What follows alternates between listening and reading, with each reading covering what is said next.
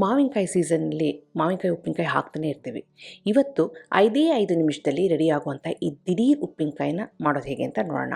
ಮಾವಿನಕಾಯಿ ಉಪ್ಪಿನಕಾಯಿ ತಿನ್ನಬೇಕು ಅಂದರೆ ಇನ್ನು 5 ನಿಮಿಷದಲ್ಲಿ ಉಪ್ಪಿನಕಾಯಿ ರೆಡಿ.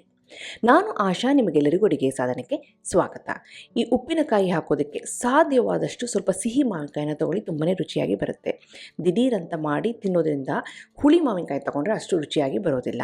ಇವಾಗ ಈ ಮಾವಿನಕಾಯಿನ ತೊಗೊಂಡು ಮೊದಲು ಚೆನ್ನಾಗಿ ತೊಳೆದ್ಬಿಟ್ಟು ಆಮೇಲೆ ಒಂದು ಬಟ್ಟೆನಲ್ಲಿ ಚೆನ್ನಾಗಿ ಇದನ್ನ ಒರೆಸ್ಬಿಟ್ಟು ಡ್ರೈ ಮಾಡ್ಕೋಬೇಕಾಗುತ್ತೆ. ಆಮೇಲೆ ಇದನ್ನು ಸಣ್ಣದಾಗಿ ಕಟ್ ಮಾಡ್ಕೊಂಡು ರೆಡಿ ಮಾಡ್ಕೊಳ್ಳೋದು. ಈ ಬೀಜನ ನಾವು ಸಾಂಬಾರಿನಲ್ಲಿ ಹಾಕಿ ಕುದಿಸಿದ್ರೆ ತುಂಬಾ ರುಚಿಯಾಗಿರುತ್ತೆ. ಇದನ್ನ ಎಸಿಬೇಡಿ. ಸಾಂಬಾರು ಮಾಡಬೇಕಾದ್ರೆ ಇದನ್ನ ಹಾಕಿಬಿಟ್ಟು ಕುದಿಸ್ಬಿಟ್ಟು ಆಮೇಲೆ ಬೀಜನ ತೆಗೆದುಬಿಡಿ. ಸಾಂಬಾರು ಎಕ್ಸಲೆಂಟ್ ಟೇಸ್ಟಾಗಿ ಬರುತ್ತೆ. ಇವಾಗ ಈ ಮಾವಿನಕಾಯಿನ ಸಣ್ಣದಾಗಿ ಕಟ್ ಮಾಡ್ಕೊಳ್ತಾ ಇದ್ದೀನಿ. ಸಣ್ಣದಾಗಿ ಕಟ್ ಮಾಡೋದ್ರಿಂದ ಉಪ್ಪು ಹುಳಿ ಖಾರನ ಬೇಗ ಹೀರಿಬಿಡುತ್ತೆ. ಹಾಗೆಯೇ ತಿನ್ನೋದಕ್ಕೆ ತುಂಬಾ ಚೆನ್ನಾಗಿರುತ್ತೆ. ಮೊಸರನ್ನ, ರಸಮ್ ರೈಸು, ಸಾಂಬಾರು ರೈಸಿಗೆ ಎಕ್ಸಲೆಂಟ್ ಆಗಿರುತ್ತೆ ದಿಢೀರ್ ಮಾವಿನಕಾಯಿ ಉಪ್ಪಿನಕಾಯಿ. ಈಗ ಸಣ್ಣದಾಗಿ ಕಟ್ ಮಾಡಿಕೊಂಡು ರೆಡಿ ಮಾಡ್ಕೊಳ್ತಾ ಇದ್ದೀನಿ. ಆಮೇಲೆ ಇದಕ್ಕೆ ಒಂದು ಸಿಂಪಲ್ಲಾಗಿ ಒಂದು ಒಗ್ಗರಣೆನ ಸೇರಿಸ್ಬೇಕಾಗತ್ತೆ.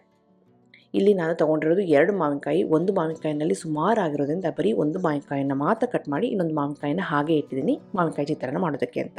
ಇದಕ್ಕೆ ಒಂದು ಪುಡಿ ಮಾಡ್ಕೋಬೇಕಾಗುತ್ತೆ. ಅದಕ್ಕೋಸ್ಕರ 1 ಟೀ ಸ್ಪೂನಷ್ಟು ಮೆಂತ್ಯ, 1 ಟೀ ಸ್ಪೂನಷ್ಟು ಸಾಸಿವೆ ಹಾಕ್ಕೊಂಡು ಲೋ ಫ್ಲೇಮಲ್ಲಿ ಮಾಡ್ಕೊಳ್ತಾ ಇದ್ದೀನಿ. ಇಷ್ಟು ಪುಡಿ ಈ ಉಪ್ಪಿನಕಾಯಿಗೆ ಸಾಕು. ಆದರೆ ಅಷ್ಟರಲ್ಲಿ ಪುಡಿ ಮಾಡೋದಕ್ಕೆ ಸಾಧ್ಯ ಆಗೋದಿಲ್ಲ ಅಂತ ಮತ್ತೆ 1 ಟೀ ಸ್ಪೂನಷ್ಟು ಮೆಂತ್ಯ, 1 ಟೀ ಸ್ಪೂನಷ್ಟು ಸಾಸಿವೆ ಹಾಕಿ ಲೋ ಫ್ಲೇಮಲ್ಲಿ ಹುರ್ಕೊಂಡು ತಣ್ಣಗಾದ್ಮೇಲೆ ಈ ರೀತಿ ನೈಸಾಗಿ ಪುಡಿ ಮಾಡಿಕೊಂಡು ಸೈಡ್ನಲ್ಲಿ ಇಟ್ಕೊಂಡಿದ್ದೀನಿ.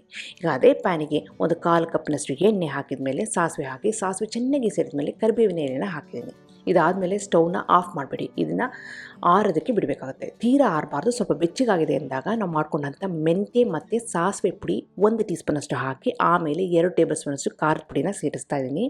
ಈ ಸ್ಟೇಜಿನಲ್ಲಿ ಅರ್ಧ ಟೀ ಸ್ಪೂನಷ್ಟು ಅರಿಶಿನ ಪುಡಿನ ಸೇರಿಸಿ ಜೊತೆಗೆ ನಾನಿಲ್ಲಿ ಮಾವಿನಕಾಯಿ ಪೀಸಸ್ನ ಸೇರಿಸ್ತಾ ಇದ್ದೀನಿ. ಸ್ಟವ್ ಆಫ್ನಲ್ಲೇ ಇದೆ. ಒಂದು ಸಾರಿ ಒಗ್ಗರಣೆ ಹಾಕಿದ ಮೇಲೆ ಆಫ್ ಮಾಡಿಬಿಟ್ಟಿದ್ದೀನಿ. ಹಾಗೆ ರುಚಿಗೆ ತಕ್ಕಷ್ಟು ಉಪ್ಪು, ಒಂದು 1/4 ಟೀ ಸ್ಪೂನಷ್ಟು ಇಂಗಿನ ಪುಡಿನ ಹಾಕಿ ಚೆನ್ನಾಗಿ ಮಿಕ್ಸ್ ಮಾಡಿದರೆ ದಿಢೀರ್ ಮಾವಿನಕಾಯಿ ಉಪ್ಪಿನಕಾಯಿ ರೆಡಿ. ಸ್ಟವ್ನ ಯಾವುದೇ ಕಾರಣಕ್ಕೂ ಆನ್ ಮಾಡಬೇಡಿ. ಒಂದು ಸಾರಿ ಒಗ್ಗರಣೆ ಹಾಕಿದ ಮೇಲೆ ಆಫ್ ಮಾಡಿಬಿಡಿ. ಇಲ್ಲ ಅಂತಂದರೆ ಪೌಡರ್ ಹಾಕಿದರೆ, ಬಿಸಿ ಎಣ್ಣೆಗೆ ಪೌಡರ್ ಹಾಕಿದರೆ ಅಥವಾ ಪೌಡರ್ ಹಾಕಿಬಿಟ್ಟು ನಾವು ಬಿಸಿ ಮಾಡಿದರೆ ಕಲರ್ ಚೇಂಜ್ ಆಗೋಗ್ಬಿಡುತ್ತೆ. ಉಪ್ಪಿನಕಾಯಿ ರುಚಿನೂ ಬರೋದಿಲ್ಲ, ಕಪ್ಪಗಾಗೋಗ್ಬಿಡುತ್ತೆ.